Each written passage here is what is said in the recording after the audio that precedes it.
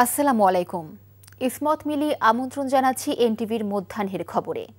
সাবেক প্রধানমন্ত্রী ও BNP chairperson Begum Khaleda জিয়ার শারীরিক অবস্থা এখনও অপরিবর্তিত রয়েছে। চিকিৎসকদের সার্বক্ষণিক পর্যবেক্ষণে রয়েছেন তিনি।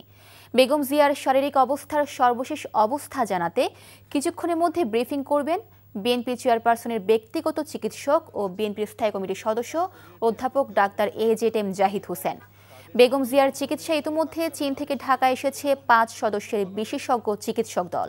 বিশ্বের বিভিন্ন প্রান্ত থেকে বেগম খালেদা জিয়ার সুস্থতার জন্য যেভাবে সহযোগিতা ও শুভকামনা জানানো হচ্ছে, জিয়া পরিবার ও বিএনপির পক্ষ থেকে সবার প্রতি কৃতজ্ঞতা জানিয়েছেন বিএনপির ভারপ্রাপ্ত চেয়ারম্যান তারেক রহমান। ফেসবুক স্ট্যাটাসে তিনি আরও বলেন, দেশবাসীর সম্মিলিত সমর্থনই জিয়া পরিবারের শক্তি ও প্রেরণার উৎস। এই কঠিন সময়ে ঐক্য, সহমর্মিতা ও সংহতির জন্য প্রতিটি মানুষের প্রতি কৃতজ্ঞতা জানান তারেক রহমান। বাংলাদেশ সেনাবাহিনী দেশের গণ্ডি পেরিয়ে সারা বিশ্বে এক অনন্য ভূমিকা পালন করছে বলে জানিয়েছেন সেনাপ্রধান জেনারেল ওয়াকারুজ্জামান। তিনি দেশের সার্বভৌমত্ব রক্ষা ও দেশের মানুষের কল্যাণে নবীন অফিসারদের সততার সাথে দায়িত্ব পালনের আহ্বান জানান। সকালে বাংলাদেশ মিলিটারি একাডেমির ৮৯তম দীর্ঘমেয়াদী কোর্সের প্রশিক্ষণ সমাপনী রাষ্ট্রপতি কুচকাওয়াজে এ কথা বলেন তিনি। জানান, সামরিক চেতনা ও মূল্যবোধকে সমুন্নত রাখতে যে কোনো সিদ্ধান্ত গ্রহণের ক্ষেত্রে দেশপ্রেমকে সর্বাধিক গুরুত্ব দিতে হবে। এর আগে শুরুতেই তিনি নবীন ক্যাডেটদের অভিবাদন গ্রহণ করে কুচকাওয়াজ পরিদর্শন করেন। এরপর পুরস্কারপ্রাপ্ত ক্যাডেটদের স্মারক তুলে দেন। এবার সব বিষয়ে শ্রেষ্ঠ কৃতিত্বের জন্য সোর্ড অব অনার অর্জন করেন কোম্পানি সিনিয়র আন্ডার অফিসার আজমাইন ইশরাক। প্রধান অতিথির বক্তব্যে সেনাপ্রধান সাহসিকতার সাথে সব পরিস্থিতি মোকাবেলা করার আহ্বান জানান। সেনাবাহিনীর উপর অর্পিত সকল দায়িত্ব তোমরা অত্যন্ত আন্তরিকতা এবং পেশাদারিত্বের সাথে পালন করবে। তোমাদেরকে যে কোনো ধরনের চ্যালেঞ্জ গ্রহণের জন্য সর্বদা প্রস্তুত থাকতে হবে। সামরিক চেতনা ও মূল্যবোধকে সমুন্নত রাখতে এবং যে কোনো সিদ্ধান্ত গ্রহণের ক্ষেত্রে দেশপ্রেমকে সর্বাধিক গুরুত্ব দিতে হবে।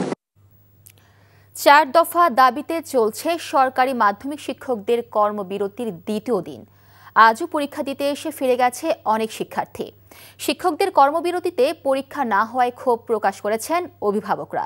কর্মবিরতির কারণে স্কুলগুলোতে ছুটির আমেজ বিরাজ করতে দেখা গেছে।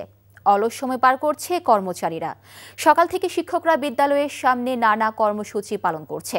বক্তারা শিক্ষকদের বিভিন্ন শূন্য পদে নিয়োগ, পদোন্নতি ও পদায়ন দ্রুত কার্যকর করা সহ ৪ দফা দাবিতে বাংলাদেশ সরকারি মাধ্যমিক শিক্ষক সমিতির ব্যানারে এই কর্মসূচি চলছে। এই কর্মবিরতিতে সরকারি মাধ্যমিক বিদ্যালয়গুলোতে হচ্ছে না বার্ষিক পরীক্ষা। এতে শিক্ষার্থীদের পড়াশোনায় দেখা দিয়েছে বিরূপ প্রতিক্রিয়া। বরিশালে আজ অনুষ্ঠিত হচ্ছে জামায়াতে ইসলামী এবং ইসলামী আন্দোলন বাংলাদেশ সহ ৮ ইসলামী দলের বিভাগীয় সমাবেশ। দুপুর ২টায় নগরীর বেলস পার্ক ময়দানে অনুষ্ঠিতব্য এই সমাবেশে উপস্থিত থাকার কথা রয়েছে জামায়াত ও ইসলামী আন্দোলন সহ ৮ দলের নেতৃবৃন্দের। সমাবেশে যোগ দিতে সকাল থেকে বিভাগের বিভিন্ন এলাকা থেকে আসতে শুরু করেছেন ৮ দলের নেতাকর্মীরা। মিছিল নিয়ে এসে সমাবেশস্থলে যোগ দিচ্ছেন তারা। সংসদের উচ্চ ও নিম্নকক্ষে পিআর এবং জুলাই সনদ বাস্তবায়নের গণভোট জাতীয় নির্বাচনের আগে করা সহ ৮ দফা দাবিতে এই বিভাগীয় মহাসমাবেশের আয়োজন করা হয়েছে।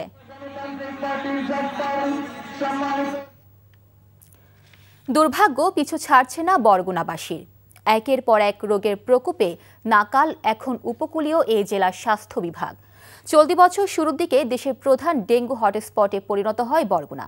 ডেঙ্গুর ছোবল কাটিয়ে উঠতে না উঠতেই নিউমোনিয়া আর ডায়রিয়া সামলাতে হিমশিম অবস্থায় বরগুনা জেনারেল হাসপাতালের চিকিৎসকদের। বরগুনা থেকে আরিফুল ইসলাম মুরাদের ক্যামেরায় সোহেল হাফিজের রিপোর্ট। একদিকে ধারণ ক্ষমতার ৩ গুণ রোগী, অন্যদিকে চিকিৎসা সামগ্রী আর জনবল সংকট। কঠিন পরিস্থিতি পার করছে বরগুনা জেনারেল হাসপাতাল।